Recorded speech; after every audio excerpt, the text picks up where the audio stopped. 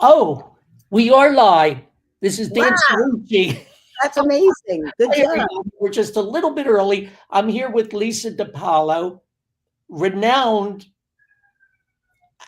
I don't know, raconteur, journalist, author. You've All those things. Yeah. read her articles in Esquire magazine, GQ. For many of us who go back a ways, Philadelphia magazine. I mean, nationally, internationally known. Um, and George Magazine later, which is a whole nother story. That was my favorite. How are you? That was my favorite magazine. Um, I'm great. How are you, Dan? It's been a while since I've seen you. I know it has been a while. All kinds of crazy shit's been going on, Dan. You Oh, know? I know. And we're going to talk about some of it, Lisa. But first, But let me check. I want to make sure that we are live on Facebook um, and and LinkedIn, where we're supposed to be live. Let me just, I like to make sure because I don't want to disappoint. Oh, there we are. We're on Facebook. And what I'm going to do is I'm going to put it, um, the audience as public so that anybody can see it. There we are. okay. It's public. And then on LinkedIn, um, and let me check and see. Oh, yeah, I think we're there right now on LinkedIn as well. Oh, cool. Yeah, That's fun. yeah, You're a there lot. we are. You're a lot more technically On savvy. LinkedIn, I'm going to have to get off of LinkedIn because we're getting a feedback. Oh, okay. What do you want me to do? Okay, so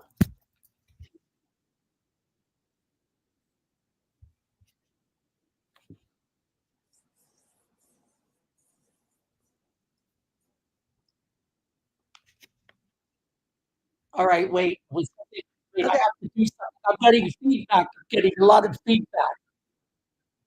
I don't know what to tell you, baby. You're the genius, not me. Okay, all right, we're fine. Okay. So, Lisa, um, this, by the way, I want to say this is also going to be on my website at dancerucci.com, and it's also on my YouTube channel right now. And whatever we get now, that'll be multiplied when more people see it as we go along. So though we're live, Yeah, yeah, we're going to be able to see this for a long, long, long time on social yeah. Forever media. and ever. There you go. You So know, Lisa, I'm really impressed that you we're have a talking YouTube. about first. I mean, I know you've covered so many legal cases and legal trials. You Yeah, covered a lot of show trials. yeah, Okay. yes, I'm lots. I'm I'm very interested in this Luigi Mangione case. And I want to ask you, Lisa, as an Italian American, I know you're a proud Italian American. Yes. Um, what was your first reaction when you heard that the alleged murderer of this healthcare executive was a guy named Luigi Mangione? I was more upset that he went to Penn. I am really sick of these nut jobs coming out of Penn. My alma mater. I mean, come on. We're getting a lot of bad ones coming out of Penn. That bothered me more than the Italian thing. But then when you heard that he was from a prominent family, a Baltimore family, a very, very successful family, Lisa. Very, very. I mean, that it didn't fit. It didn't fit, did it? No, none of this fits. And you know what? I think I would be more riveted by it if it was a whodunit. Like if there was a mystery. There's no mystery. We know he killed him. And that there's, how many videos are there? What's a mystery is the fans he has, the amount of people. Dan, he raised over $1 million from people sending him money in jail for his defense fund. When he turned 27, like like tens of thousands of people sent him $27 toward his defense fund. And I mean, if we go to San Francisco, we can get tickets to Luigi the musical. I mean, this is crazy. And he was a sex symbol Yes. overnight. I mean, pictures of him from on the internet, shirtless pictures. Pretty hot. 2 days later, I was walking through Macy's here in Cherry Hill, and they had right out front for sale. It looked exactly like the jacket that he wore. Get out, really? Yes. Now they didn't advertise it as such, of course, but I read Did you buy online one? that jacket was selling out everywhere. Did you buy one? They called it killer fashion. Dan, did you buy one? No, of course not. Hey, you know, with the OJ trial, I got an OJ watch. I had a Lance Ito Jello mold. Not kidding you. It came with yellow Jello. I mean, these cases are insane. But why is Luigi such a? I think because he's hot. He's hot, and of course because most people despise the insurance industry. You know, he has become a folk hero. And would he be a folk hero if he killed the insurance guy, but he wasn't sexy? No. He had the two things. He killed somebody that in an industry that people despise, which is really sad for the victim and the family. But that's the first thing, and the second thing is he's hot. Well, and now the big mystery, though. Let me ask you this, Lisa. I mean, yeah, we know that you have faced your own health challenges. Thank goodness you're doing fine now. And by the way, you look great, and it's marvelous to have you back in Philadelphia. Thank you, Dan. Oh, Philadelphia saved me. My friends saved me, and I feel like a new person being back here. I really do. Well, you know, we regard you as one of our own. We really do, and we always have. I mean, you just won our hearts from the very beginning. But you faced your own. Did you face problems with the insurance industry? Oh yeah. Oh yeah. Your insurance industry. Yes, I did. I don't know anybody who doesn't.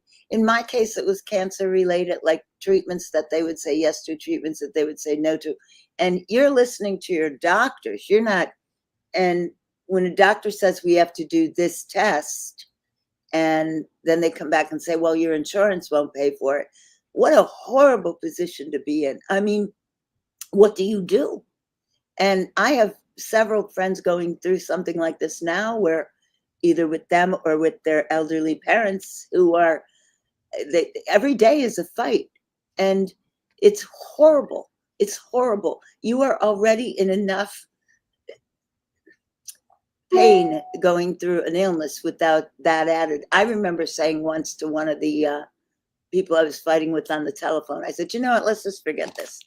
I said, just put, when they say cause of death, put Medicaid. And that, we'll just leave it at that, you know? But it's, I mean, because it's very, very frustrating. It's horrible. It's horrible. I mean, I had to, not long ago, have a scan done. Right. Okay. They did an x-ray, but they wanted to go further because they saw something they were concerned about. So they wanted to do a scan. Yeah. And I was really, for a while, you know, I was wondering, is this going to be covered? And like, if it's not covered, then what happens? I mean, am I just left like, oh, it was like, it's so scary. Today, in fact, I was on the phone with insurance. I have a supplementary plan. It's supposed to cover some vision and some dental. Yeah, good luck with that. If you could get any information from on how you do that, who are the providers? How do you begin? And it so I finally got this very nice guy on the phone. And I said, Ivan, you're very thoughtful and kind. Where are you? And he said, Bogota. Bogota? Like, how in the hell are you going to know about eye doctors in Philadelphia? But it just, I mean, these are the things. Maddening, and it's maddening, especially for those of us Yeah, who remember when you used to be able to pick up the phone, right. talk to a real person, Oh, there yeah, that's was the some other. degree of knowledge that knew what they were talking about. Dan, do you remember when you could call your doctor and you'd know the secretary's name and you'd say, "Hi, Right. Phyllis.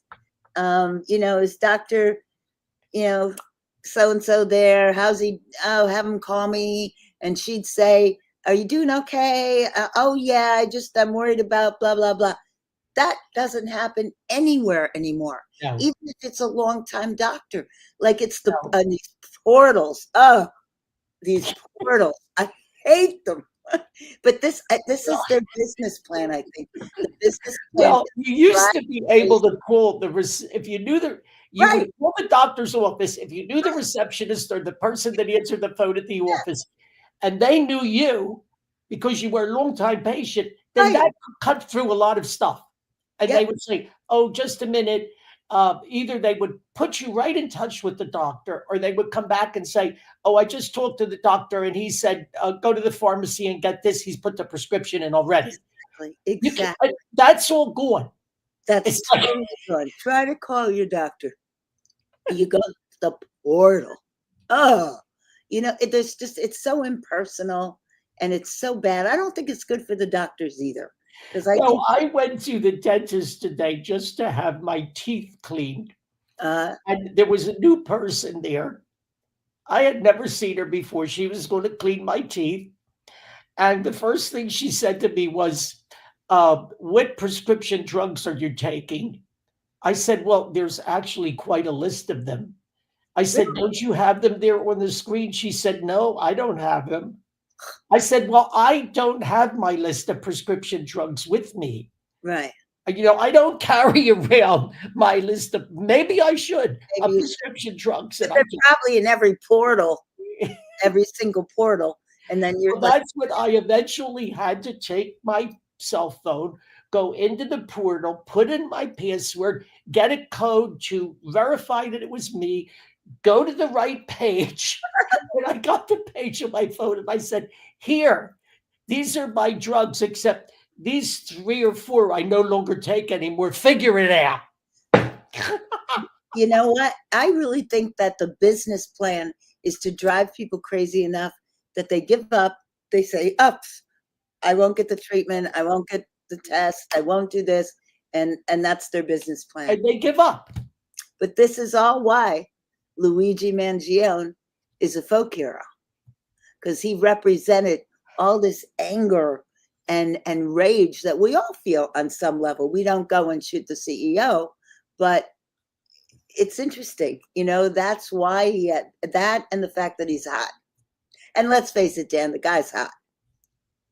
And he apparently constructed this gun Yeah. on a 3D printer. Now, I I'm don't get still that at all. I'm still trying to figure out exactly what a 3D printer is. Me too. Okay. I'm that baffles me. Like, how does this work? I want to know. I mean, It's not actually a printer. right. It fabricates something. But My bigger question is what made him go off the rails? He had a loving family, he had a wonderful education, he had, you know, wealth. His family had wealth, and he was treated with wealth. I mean, he didn't want for anything. What? apparently he was a great student. Yes, yeah, and people and popular. I know someone who knew him at Penn said he was a great guy. You know, what happened? What happened? And that's That would be the real story here, wouldn't it? absolutely, absolutely. What do you As think? a journalist, that would be the story you'd be looking for. That's the mystery because we know it's not a whodunit; it's a why do you do it? And I'm always fascinated by that because, like Calvin Trillin, when he wrote his book Killings, he said, it's not about how they died, it's how they lived. And that really is true. Like whenever whenever I've been fascinated by a murder story, I'm fascinated by what happened with these two people, the victim and the killer. Like what happened in their lives that made their lives intersect and end in tragedy. What led him to this? Now, they say he was suffering terrible back pain. He was probably on a variety of medications. We don't know if he was doing drugs. Well, wasn't there an absence at one point where his mother couldn't find him and she got very worried, and he kind of went off radar for wasn't it a couple months that nobody was in touch with him? That's the key. Like, what was going on in those couple months? Did Yeah, he? and then he was in Hawaii where he lived with somebody. He had a roommate in Hawaii for a Right, while. right, right. But And his mother was, as any Italian mother would be, as any mother would be, concerned. She couldn't reach him, and that's the thing. Like, so what happened? Was it a breakdown? He wouldn't be the first college age kid to be very successful and have a breakdown. what happened in that gap there? Right, right, exactly. That's what I want to know. Well, And I'm sure there have to be journalists that are digging into that right now. I'm sure. Don't you think there are one or two or three or more people that are going to write a book here about this? probably, but I'm not, the magazine business, the old magazine business, I think there'd have been competing stories already on Right. Luigi Mangione. It's not the same anymore. I mean, the Atlantic, I hope, is working on it, but there's an awful lot to write about these days and much less people to write them. Like so many publications are folding, or really, the newspapers forget about it. And there aren't that many publications that do long form anymore. Nope. Like No. you did a lot of long form. Yeah, those were the days, Dan. I mean, I really rode the glory days of magazines because, there were times that I had a 12,000 word story ran. You Wow. know, I mean, that just doesn't happen. Well, what does this say, Lisa, about the journey of the Italian American family?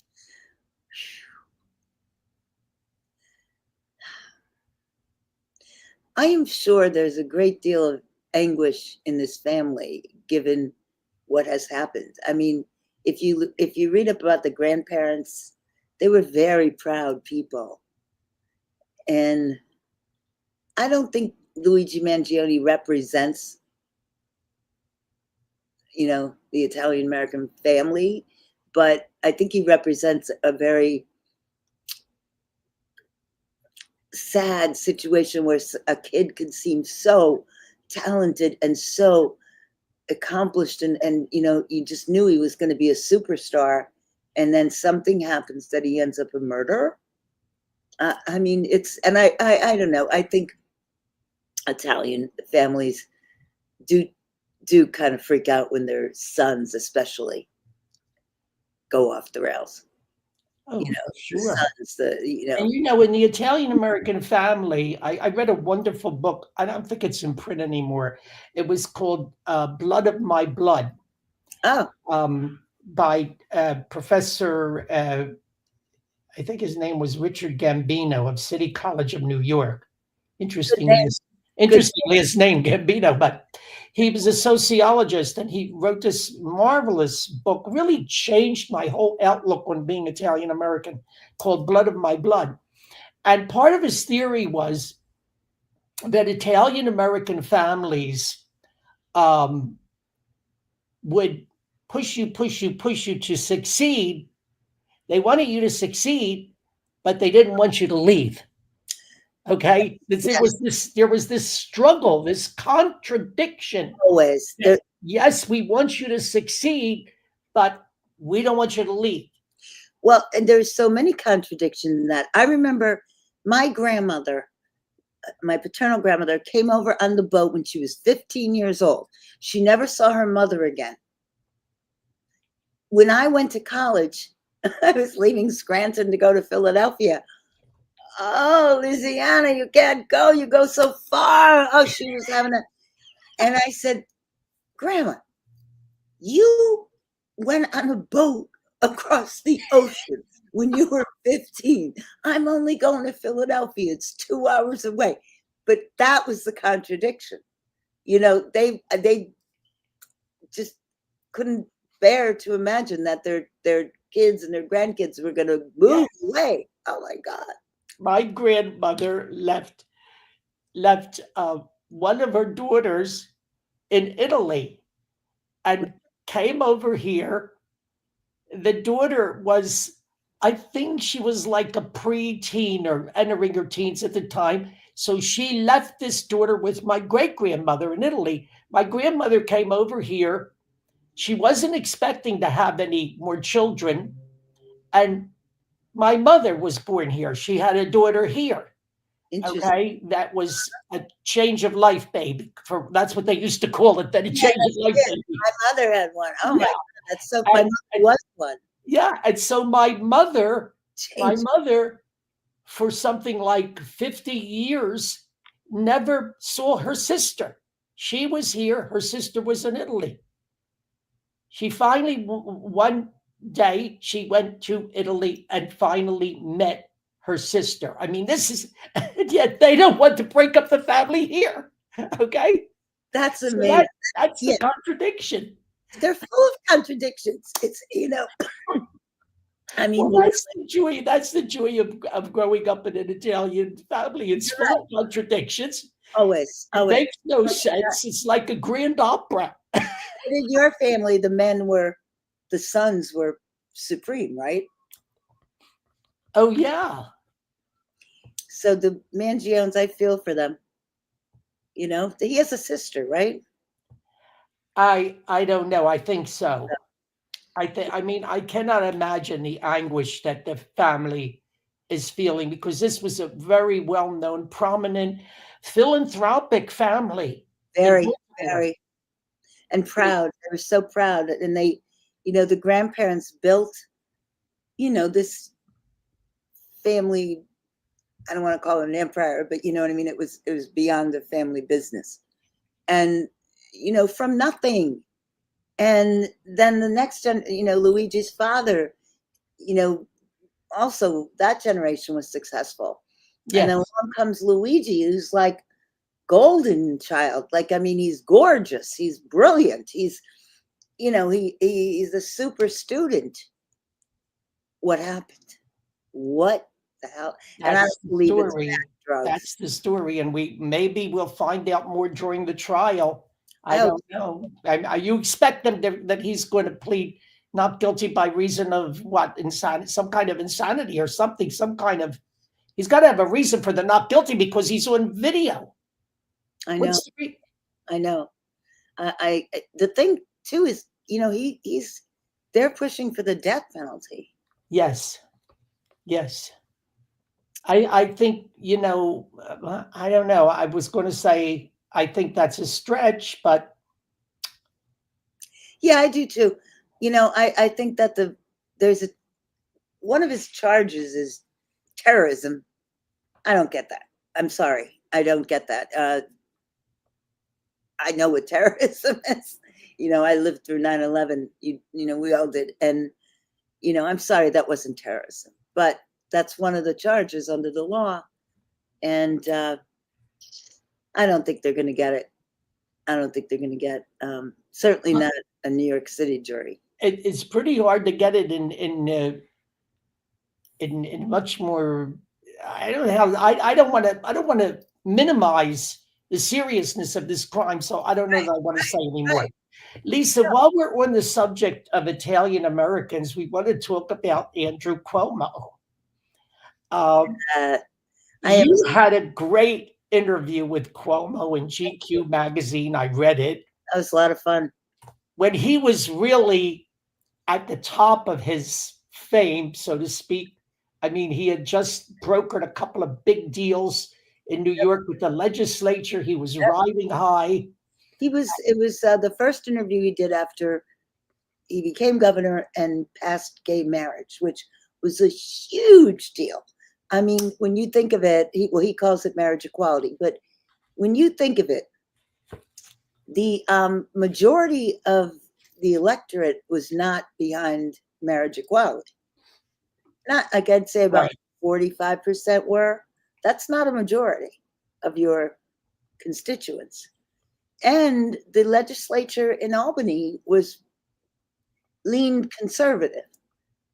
How did he do it? He did it because he is an amazing negotiator. He knows how to work across the aisle. And you know what? He's a ball buster. Like Absolutely. people, like he's a tough guy. And that's why I hope he's mayor of New York, because I really think we need a son of a bitch as mayor of New York. We need somebody Oh, strong. And you know, it's terrible that the last two mayors have been pitiful, because it's New York. You should have the best people in the world running for mayor. You have the best people in the world living there. It makes no sense. So I hope he wins. And I oh, know that, like, saying that does not endear me to some people, especially some of my women friends, because he was accused of so much Me Tooism, you know. Um, but I have strong feelings about that too. I think he got railroaded. I think a lot. oh, I listened to what the different women were saying, and the so-called charges, Mhm. and to me, um, they were things that I had seen in passing Yeah. in an office setting, uh, more than a few times during my career. Uh, Okay, you know what is I I mean, they were not things that I considered really serious. getting busting Harvey Weinstein was worth everything about Me Too. Getting Bill Cosby, especially Harvey Weinstein, though. But you can't compare that with the charges they made against Cuomo. Like and by the way, not one of those women, not one of those cases were prosecuted once he stepped down. So think about that, you know. And but some of it, what I have a problem with is it it infantilizes women. It makes women, instead of saying, like, if like one of the charges, he put his hand on my back. Really? Now, when a guy puts his hand on my back, I usually say, "Hey, thanks." But if I don't want that guy's hand on my back, I say, "Get your hand off my back." I don't go to the newspaper or to a lawyer, and and why? Women have to be stronger than that. Like, Well, Lisa, when you entered the world of men, okay, yeah, you you started your career, you entered the world of men. You are an attractive woman, okay? You were okay, so no, I you're played. in there, and now you knew how to set boundaries. I'm sure you knew how to set boundaries. Was that instinctive, or did you learn that somewhere? I don't know. I just thought it was so obvious, you know. And I don't. But that's why I don't understand. Like, whatever happened to women being taking power? Saying, "Hey, I don't like that. Knock it off." Instead of what happens, "Oh, he touched my back. Oh, you know, oh God." Like, grow a pair, grow up. And that is what these cases were ridiculous. Plus, throw in the fact that he's an Italian guy.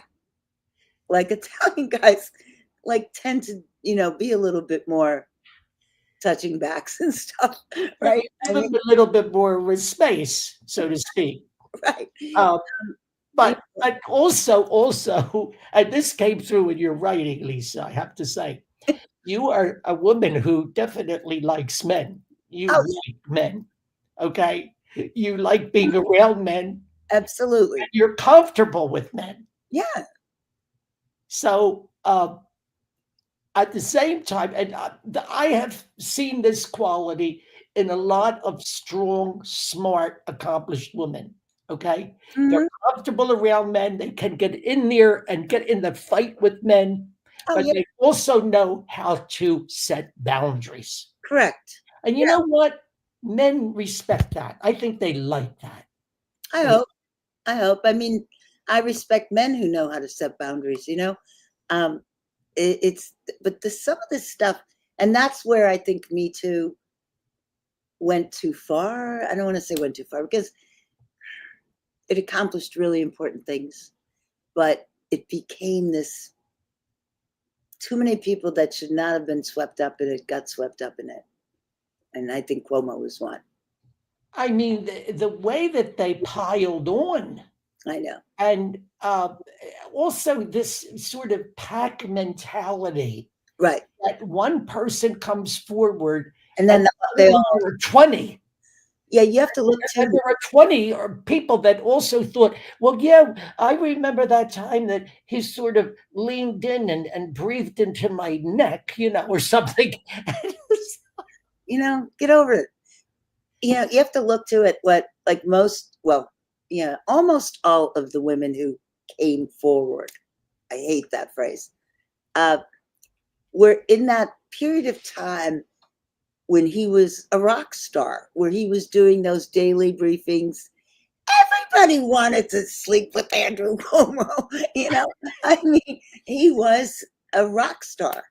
And Oh my God, there were people watching him during the COVID right, thing.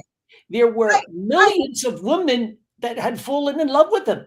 We're watching him every day. exactly. And we'd schedule our days around Andrew Cuomo's press conference.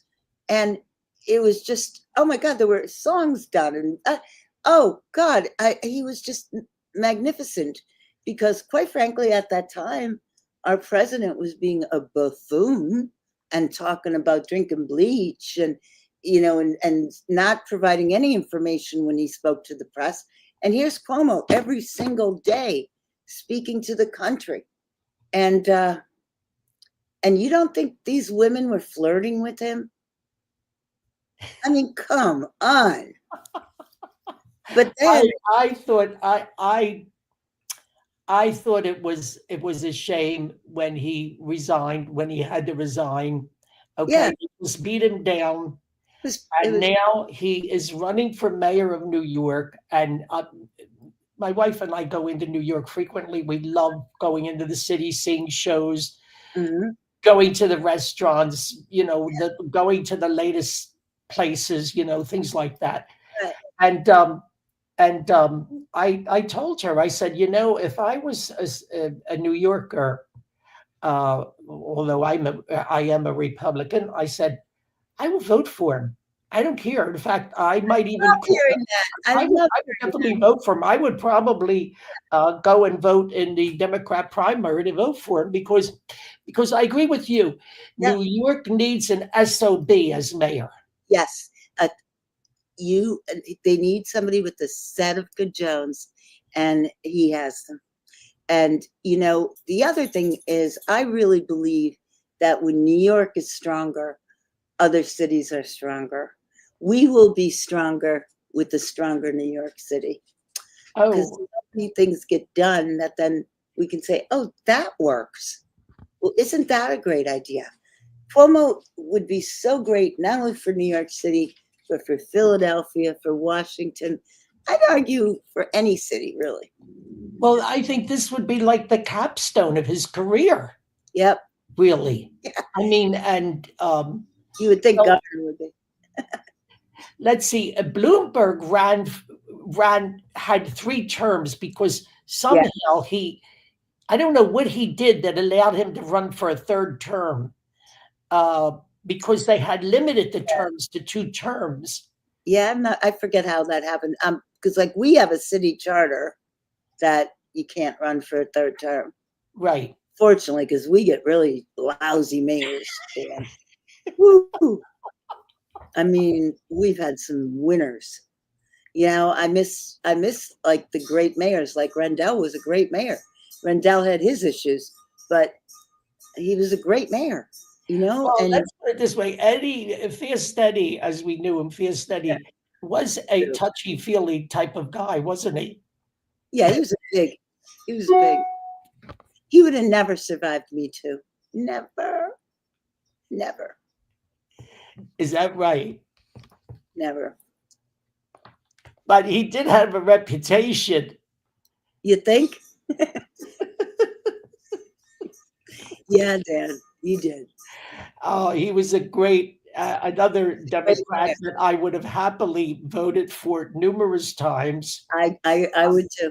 A great mayor. I Yeah, got to watch him. I was fortunate as I worked with the Bar Association at the time. So I was in his company many, many times yeah, and got to watch him close up.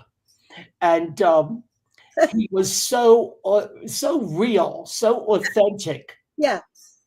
so unimpressed with himself, so to Who speak. else? Who else do you think, when you look back at Philadelphia mayors in your lifetime, who else was really good? Well, I think the earliest in my lifetime was Dilworth. Oh, yeah, I was a young. Of course I was a child at the time, but I do remember Mayor Dilworth, and he did a phenomenal job. And he was very colorful. He was a Brahmin, yeah. okay, and he was from the old school. And What do you think of Sherelle? I I think the verdict is not in yet. Okay, I'm, um, I'm. I think that she stumbled there with the stadium thing, Oh, the arena thing.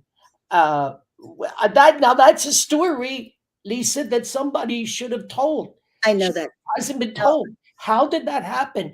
How did it happen that one day we woke up and apparently the mayor didn't even know that she right. found out when we found out that the arena deal was off? And it was the Sixers played her better than they ever played on the court.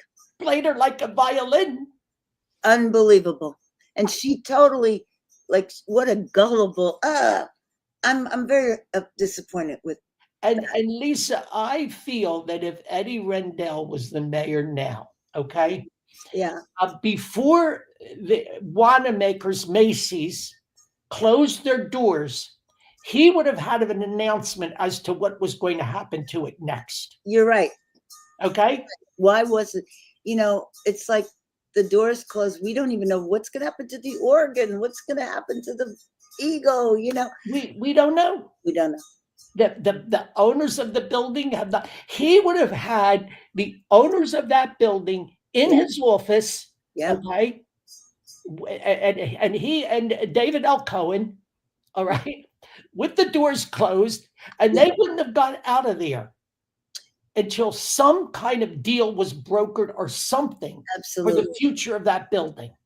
It's really sad because, like, now you have, like, from Market East is just ugh. It's Terrible. it's terrible, and I think you're right. And also, but that, yeah, Eddie was strong, and he was And not. he recognized that Center City was the heartbeat of the city, that you Absolutely. had to take care of Center City first. Mhm. Just like if Andrew Cuomo becomes mayor of New York, I'm sure he will recognize, as Rudy Giuliani did, Yep. that you had to do for Manhattan.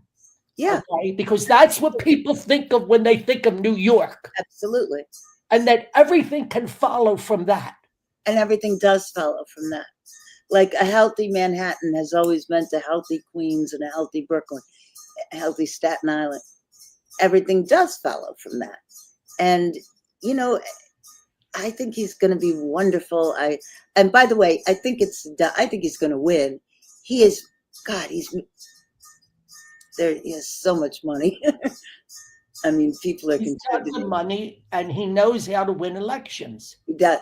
right? He does. So if he wins the Democrat primary, it's pretty much Oh, a it's over. Yeah, yeah, yeah. yeah. Um, yeah. It's going to be fabulous, though, to have him as mayor. It'll be an exciting time, and things are going to get done. And again, God forbid if there's another crisis, Well, we know how he handles crisis. I mean, look how he handled COVID. Right. New York has had tremendous good fortune in that every time it's down, they Yes. seem to find the right person at the right time. I'm talking Ed Koch, Yeah. Rudy Giuliani, Hey, Rudy, Bloomberg, there's no maybe now Cuomo. look, as nuts as Rudy has become and kind of pathetic. Yes, There was a time, wow, there's no question that he was exactly what New York needed on 9/11. he knew how to run the city. Mhm. He knew how to run the city. And he was a phenomenally tough crime fighter. And Yeah, he invented, the whole idea of police zoning and all that right. other cities have copied all over the world. Okay, actually, that was invented by his police commissioner, but he Which was. one? Bratton? Was it Bratton? Yeah, I think it was Well, Pratt. Bratton's the one that he was terrific. The broken window theory. That's right. That was so crucial to fighting crime in major cities, and it's really true. I mean, if And you you ignore look, the little things, they turn into big things. and Lisa, when I look at Center City now, with still a greatly reduced number of office workers coming into work 5 days a week, Right? and empty storefronts Yeah. and sketchy characters on the street, even in the middle of the day. This has got to be stopped. They've got to get the Center City percolating again. Absolutely. I don't like the work from home thing. I think people should be back in the office. I agree. And like Philly Mag, where I got my start, um, they don't even have an office anymore. Now, so much part of the magazine culture is an office. Absolutely.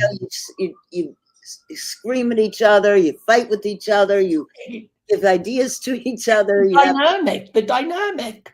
Where didn't they used to be at 15th and Chestnut? Yeah. Where Well, real no, it was 15th and Walnut when I first started. Then we Okay. moved to 18th and Market. Oh no, 19th and Oh, Market. that's right. Yeah. And then they moved to the Curtis Center. Now there's no office. No office. And that's so much a part of the journalistic atmosphere. The magazines were, Philly Mag was the kind of place when OJ's The Verdict was announced, everybody went to the office Right. because we wanted to be with each other. Right. Um, it's really sad that I absolutely can't imagine it, and I think it's really affected young people that don't work in an office. I yeah, I can see that right. it has definitely impacted their social skills or lack thereof. You are To the absolutely level of correct. social skills that are necessary to interact with real life people on a daily basis. And not just in the office, getting to the office, stopping at the coffee store. You know, it is crazy. And you're right. It's like I feel like sometimes when I talk to people that don't go into an office, it's like their growth was stunted somehow. You know what I mean? Like they don't know basic social graces, right? No, I'm laughing because it's very familiar to me. Yeah. When Like I to be find, back in the office. And they don't know how to dress anymore. I mean, there had to be. I remember when Casual Friday was like, wow, that's really, really, that's really wild. Now it's like, I didn't know how to react at first when Casual Friday came in. I mean, I didn't know, is this casual or isn't it? I mean, it was like really touch and go. it's a big deal. Like it was Yeah. now Casual Friday for these people, like these people are sitting around in their underwear, uh, you know, working remotely. I mean, Casual Friday would be like formal wear for them. And it's ridiculous. So in every way, you have people who are, you're right, they're all like unsocialized. When I this isn't terrible. I don't want to sound, but No, go when ahead. I run into a young person today Right? who is able to talk in clear, complete, distinct sentences, that has some social graces, that can carry on a sophisticated conversation, I want to just take that person and grab them and keep them with me because I know. It's it's so so rare. rare. So It's this is a message to young people. If you have these talents, yeah, you're going to do very, very well because they're increasingly rare. yeah. The young people I meet on a daily basis that I find to be the wittiest, most interesting, sociable are the baristas at Starbucks. And why is that? Because they go to work every day. You can't work from home if you're a barista. And these kids are fantastic. But then you meet, And another thing, another problem I think they have is a lack of, shall we say, wit or sophisticated humor. oh, They often cannot tell no, when you're making a joke, like a sort of subtle joke. Uh, I agree with that. is It's like everybody has Asperger's. They all have Asperger's, right? I mean, that's what it seems like. Oh, well, I'm glad we got this out there. I Lisa, one more thing I want to touch upon is, of course, the Pope. know. What was You your know, reaction? I think he has such a kind face. I just the minute he walked out there, and before I knew he was, went to Villanova or anything like that, I just said, "What a kind face." So I feel very good about him, and everything I know about him, I feel good about him. Um, I think he is going to, he is in the mold of Francis, but different in a lot of ways that I think are very interesting. You know, Right. so he's a sports fan. He plays words with friends. He has a brother who's a real trumper, Dan. What Yes, the things have come out about the brother in Florida. a But listen, I mean, they're brothers. They're three different brothers. yeah, yeah, The yeah. family. I mean, there's a Creole thing going on there Right. with the mother. And It's an interesting family. definitely. But then whether it's the Pope, the president, there's always a weird brother, isn't there? Like, remember Roger Clinton? Oh my God! And Well, I go all the way back to Carter. Billy Carter. Billy Carter. Yes, yes. And even Hillary had a brother, and maybe it's just the Democrats. No, it can't be. It can't be. Who were the Republican crazy brothers? Well, no, one of the Bush brothers, one of President Bush's sons, one of Was H.W. it Bush's Carter? sons, I don't know whether it was Melvin or one of them, I that think had gotten in some legal trouble, but they covered it up. They right. did it very, very nice. The Bushes were very good at that. They Oh did a yeah, very, very nice job of whew, they putting a were. net over it. They did a great job of that. Yeah. Yeah, And but they that's say Barbara. They say Barbara was the enforcer. She's the definitely one that really. no She was question. tough as nails. No question. Barbara. Yeah, they called her Bar. Bar. She was She was. yeah, and I saw her when. Well, I was interviewing her daughter-in-law, Laura, who, by the way, is one of the most wonderful women I've ever met. Is Laura that Bush. right, Laura Bush? Wonderful. She's smart. She's funny. She's really, really, she's got it going on. You know? Well, there's a story about her that when Barbara Bush first met her, Yeah, when W. Bush put her home. yeah. I think you know the story I'm going to tell anyway. But Is- Barbara Bush played tennis. She Yeah, knitted. She did that. She was like a master of everything. And the family, they were all active all the time, and they were all accomplished. And Barbara told her all these things, and she said to Laura, "And what do you do?" And Laura said, "I smoke." I smoke. Exactly. I love that so much. I love that so much. So she She was, was a librarian and she smoked. And yeah, that was it. about that.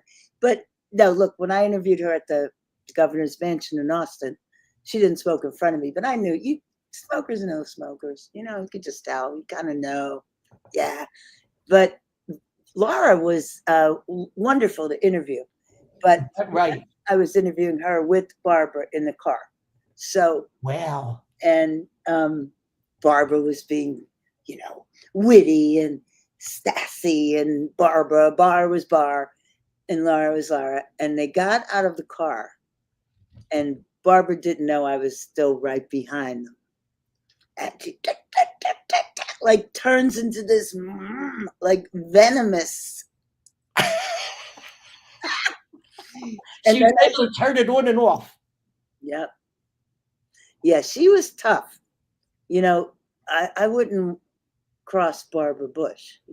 Hmm. Um, but Laura is as wonderful and lovely as she is. She's no pushover. You know, Hmm. she's a strong woman, and she got W to stop drinking, Mm. and she basically said, "Here's your choice."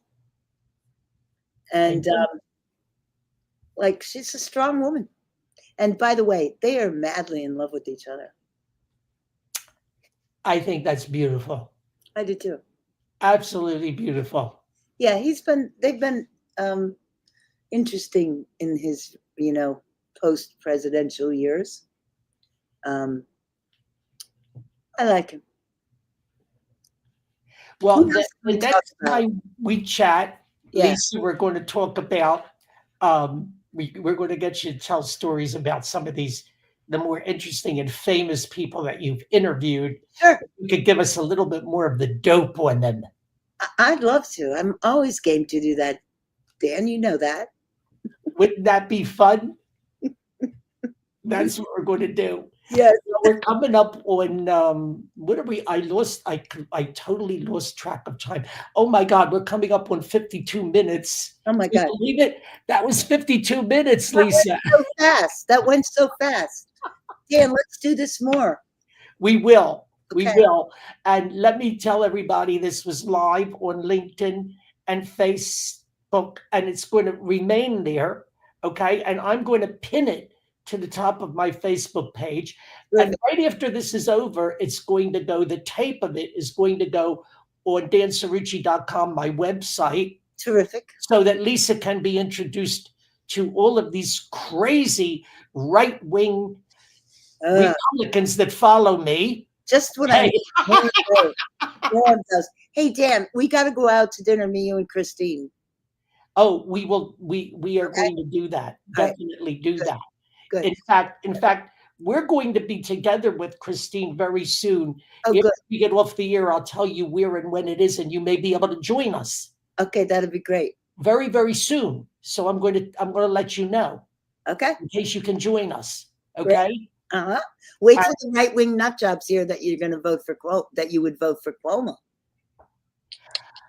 I have voted for a few Democrats in my time. I have voted I for. don't want too many of my Republican friends to hear this, but by the way, I have a lot of Democrat friends. Most of them are very old now that go back to when I was a Democrat because I started as a Yeah, Democrat. yeah, yeah. Ronald Reagan made me a Dan, I Republican. used to be a registered Republican. There you go. So You I never mean, know. it is possible to change your mind. You can change your mind. Yeah, you can change it. It's fine. We don't have to be, set in cement. Yeah, So yeah. here you are. So Lisa, Wonderful as always. thank you. Thank you. It's totally, totally my pleasure. And we hope I actually hope to see you live very, very soon. Good. Yes, we will do Okay. that. Thank you, Okay. Dan. Good night. Bye. Let me turn this off. Wait. There's something in the way on my screen. There you go. Bye.